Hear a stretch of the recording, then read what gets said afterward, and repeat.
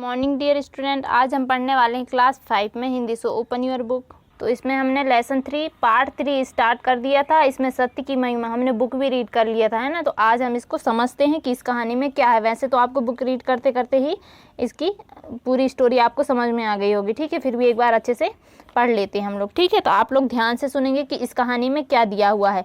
सत्य की महिमा, सत्य के बारे में दिया हुआ है, ठीक है। तो स्टार्ट करते हैं हम लोग। प्राचीन काल में एक सत्यवादी धर्मात्मा राजा था। प्राचीन काल में मतलब बहुत टाइम पहले क्या था। प्राचीन काल में एक सत्यवादी मतलब सत्य बोलने वाले जो एक राजा था, ठीक है। उसके राज्य में यदि कोई व्यक्ति अपना माल बेचने के लिए लाता और शाम तक उसका माल यदि नहीं बिकता तो राजा के कर्मचारी उसे खरीद लेते थे।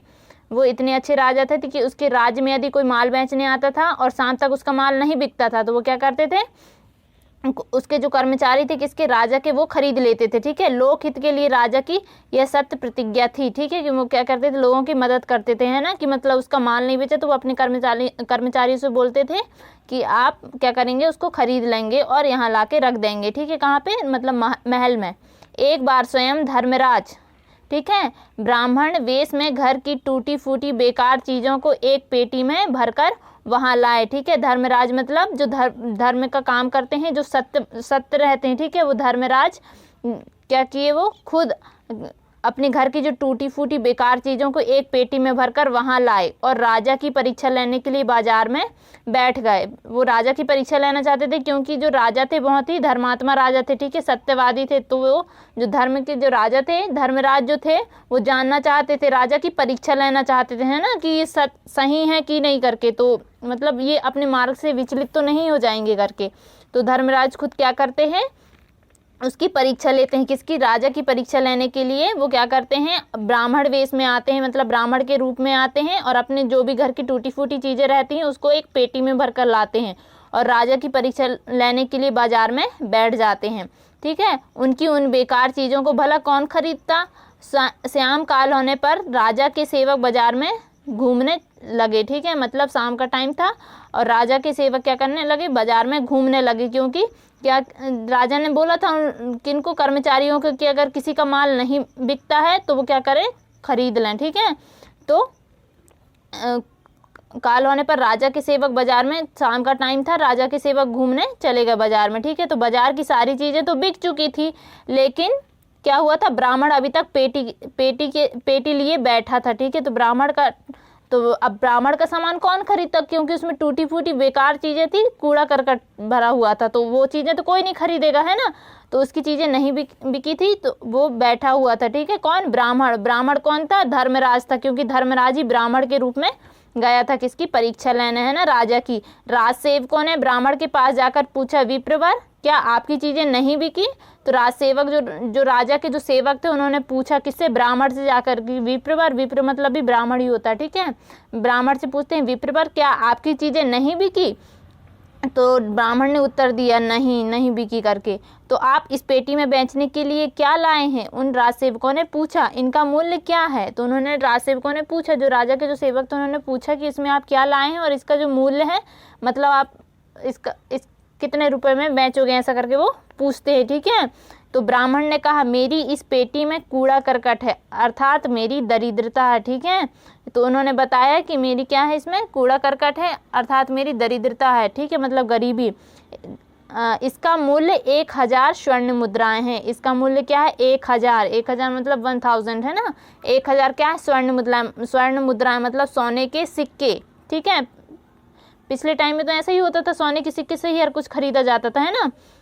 तो ब्राह्मण की बात सुनकर राज सेवक हंसे और बोले, विप्रवर इसे कौन लेगा, इसका तो 1 पैसा भी मूल्य नहीं है। तो वो क्या करते हैं, राज सेवक हंसने लगते हैं और बोलते हैं कि इसे कौन और खरीदेगा, इसका तो कोई मूल्य ही नहीं है करके, है ना, क्योंकि कूड़ा करकट कोई नहीं खरीदना चाहता है। कोई बात नहीं, ब्राह्मण बोला। ब्राह्मण उनसे बोलता है, कोई बात नहीं, यदि इसे कोई नहीं लेगा तो मैं इसे वापस अपने घर ले जाऊंगा। तो वो क्या करते हैं, अगर इसे कोई नहीं खरीदेगा तो मैं अपने घर ले जाऊंगा। ब्राह्मण उससे कहते हैं, किससे, राज सेवकों से। नहीं, राज सेवक बोला, आप जरा रुकिए, हम महाराज से बात कर लें। तो उन्होंने बोला कि आप घर ना ले जाएं, हम राजा से अभी बात करके आते हैं, ठीक है। तो राज सेवक राजा से जाकर सारी बात बताई। राजा ने कहा, ब्राह्मण देवता को अपनी चीज़ें वापस ना ले जाने दो और मोल भाव करके चीज़ें खरीद लो।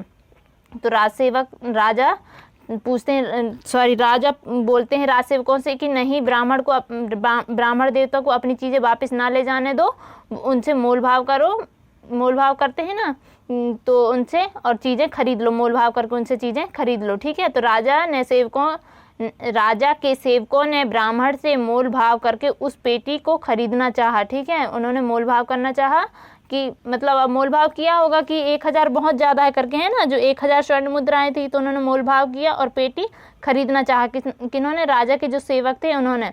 परंतु ब्राह्मण ने 1 पैसा भी कम नहीं किया। तो ब्राह्मण ने क्या किया? 1 पैसा भी कम नहीं किया। ब्राह्मण ने बोला कि मैं 1000 में दूंगा। ठीक है, 1000 स्वर्ण मुद्राएं में ही दूंगा। उन्होंने बिल्कुल भी कम नहीं किया। तो राजसेवक बौखलाए पर विवश हो गए। ठीक है, तो वो क्या हो गए? विवश मतलब मजबूर हो गए खरीदने पर, क्योंकि वो कम ही नहीं कर रहे थे।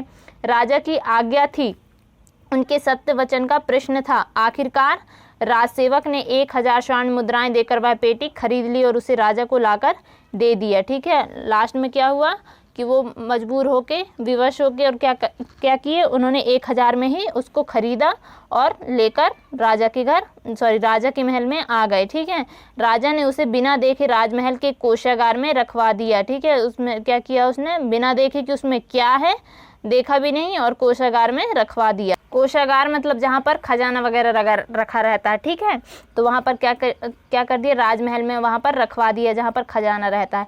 रात्रि के समय राजा अपने शयन कक्ष में बैठे थे, मतलब जो सोने वाला जो रूम रहता है ना, सोने वाला जो कमरा रहता है उसे शयन कक्ष बोला जाता है। ठीक है, तो रात्रि के समय राजा क्या कर रहे थे? सोने वाले रूम में शयन कक्ष में बैठे हुए थे। तभी स्वर्ण आभूषणों से लदी एक सुंदर स्त्री वहां आई। स्वर्ण आभूषण मतलब सोने के जो आभूषण रहते हैं, सोने के जो गहने। ठीक है, उसमें से एक लदी स्त्री वहां पर आई। राजा ने उससे पूछा कि वह कौन है?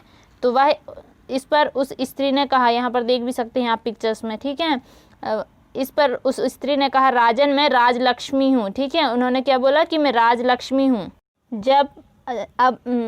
अब जबकि आपने राजकोष में दरिद्र को रख लिया है तो मैं यहाँ से जा रही हूँ। तो राजलक्ष्मी मतलब जो धन संपत्ति की जो देवी रहती है उसे बोला जाता है राजलक्ष्मी या लक्ष्मी। ठीक है, लक्ष्मी माता अपन लोग पूजा भी करते हैं ना लक्ष्मी माता जी की।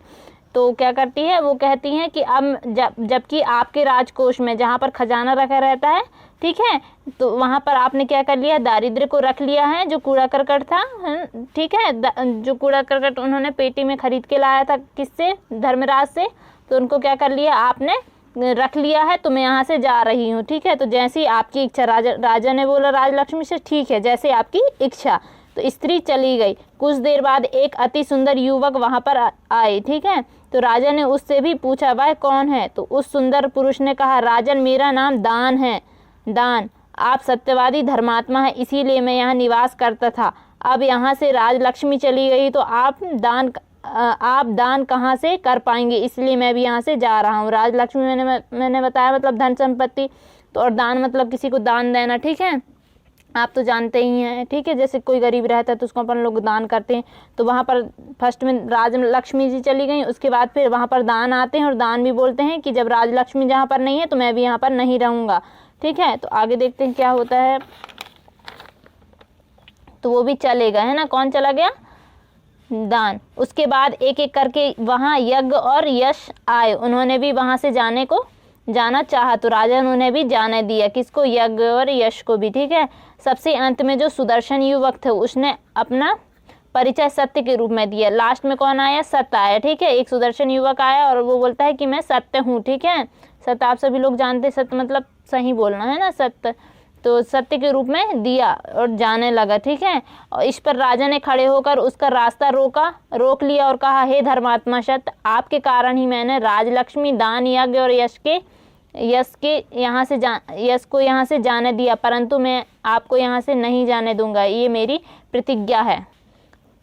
तो राजा उनसे कहते हैं कि मैंने आपके कारण ही किसको जाने दिया? राजलक्ष्मी को, दान को, यज्ञ को और यश को यहाँ से जाने दिया, मैं आपको नहीं जाने दूंगा, ये मेरी प्रतिज्ञा है। तो राजा की बात सुनकर सत्य वापस महल में चला जाता है, क्योंकि उसने सत्य को रोक लिया। तभी वहाँ यश लौट कर आया और बोला, राजन जहाँ सत्य है वहीं यश है, मैं भी यहीं रहूँगा। उसके बाद यज्ञ और दान भी वापस लौट आए और उन्होंने बोला, राजन बिना सत्य के यज्ञ और दान व्यर्थ है, इसीलिए हम भी यहाँ रहेंगे। यज्ञ मतलब जो यज्ञ करवाते हैं ना, पूजा पाठ वगैरह, वो यज्ञ होता है। और दान मतलब किसी को दान देना, ठीक है, जो धर्म का काम रहता है हम लोग दान देते हैं, वो है दान, ठीक है। तो यज्ञ और दान भी वापस लौट आए और बोले राजन बिना सत्य के यज्ञ और दान व्यर्थ हैं, इसलिए हम भी यहीं रहेंगे। तो जैसी आपकी इच्छा, राजा ने बोला जैसे आपकी इच्छा। तभी राजलक्ष्मी और ब्राह्मण वेशधारी धर्मराज वहाँ पर आए। जो धर्मराज थे, जिन्होंने ब्राह्मण का रूप रखा था, वो वहाँ पर आए और राजलक्ष्मी वहाँ पर आई, मतलब धन संपत्ति की देवी, ठीक है। जो राजलक्ष्मी थी और धर्मराज दोनों वहाँ पर आए और बोलते हैं, राजा ने उसकी ओर देखा तो बोले राजन मैं धर्म हूँ, मैंने ही दारिद्र्य की पेटी बेचकर आपकी परीक्षा ली थी। तो धर्मराज बताते हैं कि मैंने ही आपकी परीक्षा लेनी चाहिए थी। जो दारिद्र्य की पेटी थी जिसमें कूड़ा करकट रखा हुआ था, मैंने उसको बेचकर आपकी परीक्षा लेनी चाहिए थी। वह बताते हैं कौन? धर्मराज। किसने परीक्षा ली थी? धर्मराज ने। जहाँ सत्य अटल रूप से विराजमान रहता है, मतलब जहाँ पर सत्य रहता है, वहाँ लक्ष्मी और धर्म कभी नहीं जाते। वहाँ से लक्ष्मी और धर्म क्या होते हैं? कभी नहीं जाते। मैं आपसे प्रसन्न हूँ, आप वरदान मांगिए। तो उनसे क्या बोलते हैं धर्मराज? जो धर्मराज रहते हैं वो कहते हैं कि मैं आपसे प्रसन्न हुआ। जहाँ पर लक्ष्मी और धर्म, जहाँ पर क्या होता है? सत्य रहता है, वहाँ पर लक्ष्मी और धर्म कभी नहीं जाते। वहाँ से वो कहते हैं धर्मराज, मैं आपसे प्रसन्न हुआ, आपको जो वर मांगना है, आपको जो भी चाहिए वो मांगिए, ऐसा बोलते हैं धर्मराज, ठीक है। तो राजा बोला हे धर्मराज, मैं सदैव सत्य पर अटल बना रहूं, बस इतनी कृपा कीजिए, मुझे कुछ और नहीं चाहिए। तो राजा बोलते हैं कि मुझे कुछ नहीं चाहिए, बस मैं अपने सत्य पर अटल रहूं, बस मुझे यही आशीर्वाद चाहिए करके वो बोलते हैं राजा। धर्मराज उसे आशीर्वाद देकर चले गए। वास्तव में निष्काम भाव से जो सत्य का पालन करता है, उसके पास लक्ष्मी दान यश और धर्म सदैव बने रहते हैं। तो यहाँ पर सत्य के बारे में आपने समझ लिया होगा कि सत्य कितना ज़रूरी है ना। तो आप लोग भी ऐसे ही बनिएगा, सत्यवादी, ठीक है। कभी भी झूठ नहीं बोलना चाहिए, हमेशा सबको सत्य बोलना चाहिए और हमेशा अच्छे काम करते रहना चाहिए, ठीक है। तो ये हमारा हो गया लेसन कंप्लीट, पार्ट 3 सत्य की महिमा। नेक्स्ट हम लोग करेंगे एक्सरसाइज। तो बस आप लोग क्या करेंगे, स्टोरी को अच्छे से समझेंगे और जो भी डिफ़िकल्ट वर्ड है उसके शब्दार्थ आप लर्न करेंगे, ठीक है। बस यही आपका होमवर्क है और अच्छे से इस कविता को पढ़ लेंगे, ओके। तो आप अपना होमवर्क करेंगे, ओके। Thank you, bye.